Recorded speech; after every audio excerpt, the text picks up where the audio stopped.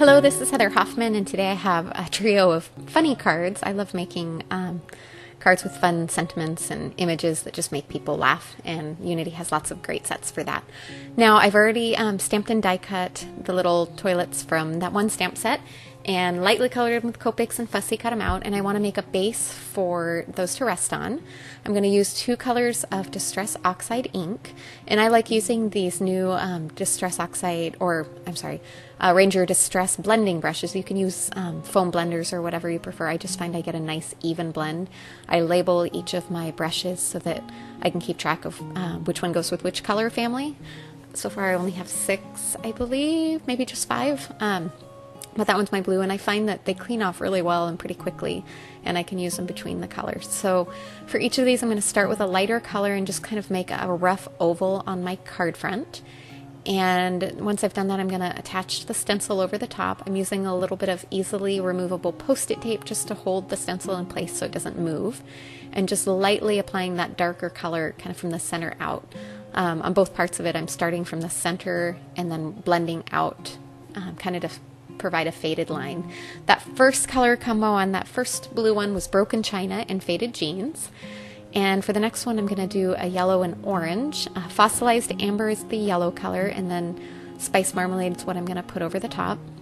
This is the only one I'm going to change brushes in between, since I have one for the yellow and the orange family, and I don't want to necessarily get the orange onto my yellow one. But like I said, they clean off really easy.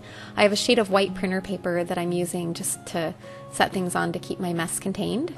And each time I dip the brush in the ink, I like to just kind of dab off the extra so I don't get any super strong concentrations of ink on my paper as I'm going. And my final color combo on this is Worn Lipstick and Fired Brick. And I love this color combo too, the kind of red and pink together. And again, starting off with the lighter color, just blending a soft oval. I like to turn the card around just so that I change the angle I'm going at so I get a little more of an even oval. And then a little touch of the darker color and put that over the top. And there we go. We have all 3 of our backgrounds done. Now I'm going to quickly add a sentiment and my little pre-stamped and pre-fussy cut out images of the toilet. And I've matched some sentiments from a different stamp set. Also something I love doing, mixing and matching different stamp sets together that work really well. I've already, these are brand new, I haven't even used them yet. As you can see, I had to pull the backing off. So I just kind of roughly plan where I want to place each of these, just so I can decide where I want to attach all my images and where I want to stamp my sentiments. I'm going to start off with my Misty and use that to stamp each of those sentiments in place. Once I pick it up, I kind of square it off with the grid on the Misty. That helps me line it up. You can just line it up on a clear stamp block and stamp it where you've picked to stamp. You don't have to use that, but I have a Misty and I love using it, so I use it whenever I have the opportunity. I also am using just black pigment ink to stamp over the top.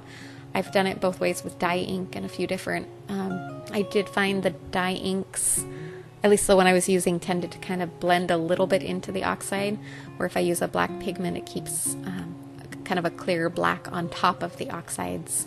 And it's probably because the oxides are a blend of the dye and pigment ink, so that might be why it works better that way. I'm also stamping each sentiment 2 times just because I like to make sure I have a super crisp stamp image of the sentiments so you can read them and no miss spots. Now I'm going to use some foam adhesive to attach my images. I like to buy rolls of really wide foam adhesive and then just trim it down to fit where I want it. I used to buy the little dots to do it with, and I still have some of those and use them occasionally, but I like the feel of the bigger roll and just cutting it down to the size I want and being able to put enough on to keep it nice and sturdy on my card front. I'm going to add that last one on there, and then these are all finished. Clean, simple, and fun. And hopefully it'll make people laugh. I also have one bonus card I'm going to show you real quick that uses the little plunger that's next to the toilet.